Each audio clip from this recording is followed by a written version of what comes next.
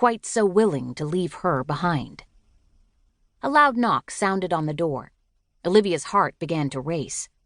Who would be coming here at this hour?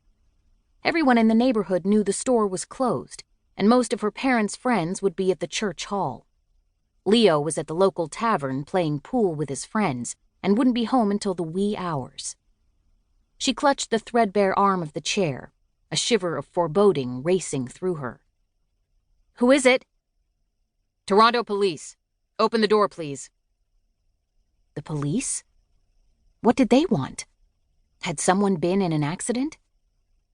Heart in her throat, Olivia smoothed her hair and removed her apron, draping it over the armchair.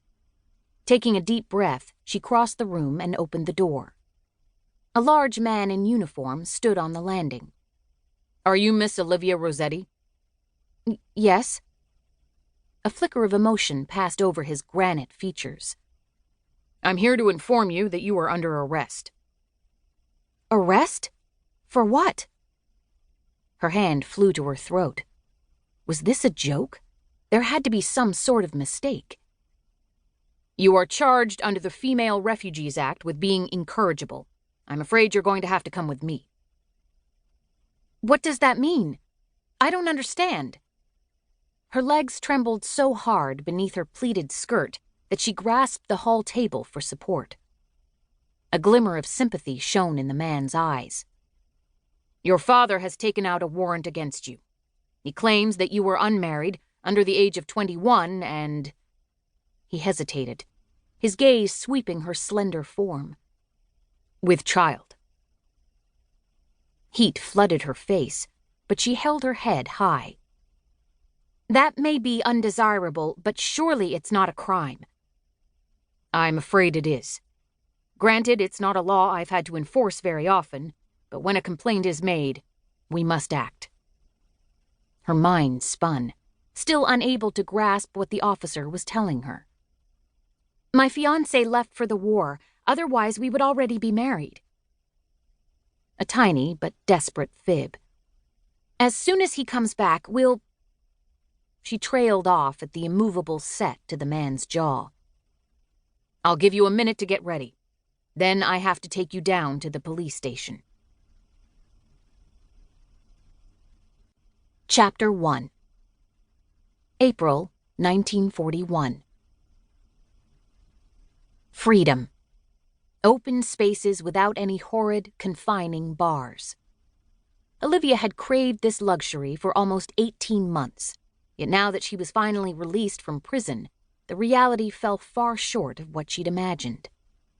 Her blue plaid work dress and navy cardigan hung loose, offering little warmth against the chilly spring air as she trudged along King Street, carrying her near-empty handbag. With each block she traveled, her sense of panic increased. Freedom, it turned out, came with a whole new set of problems, proving she wasn't really free at all. Instead, she was homeless, penniless, and friendless. Where could she go? Did she dare darken her parents' doorstep? Without even enough money for bus fare, it could take an hour to reach her family's store on foot. If she did, and she was able to get her mother alone, would Mama help her? Or would obedience to Papa keep her from aiding her only daughter? Olivia's steps faltered. Unused to walking for so long at a time, her feet screamed in protest. Blisters burned on her toes and heels. Her shoulders sagged forward, as if unwilling to bear the burden of her problems. But with little choice, she forced herself to plod on. Just when she thought she couldn't continue, a familiar street sign appeared above her. Kensington Avenue. A few blocks farther west and she'd reach Rosetti's Market. Her stomach growled and curled in on itself. The gruel she'd eaten for her last meal at the Mercer Reformatory long since burned off.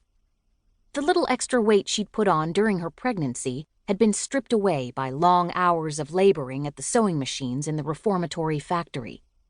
That, along with the meager food rations, had left her much thinner than before her incarceration. Olivia approached the storefront with caution, her steps slowing as conflicting emotions swirled within her. How she'd dreamt of this moment.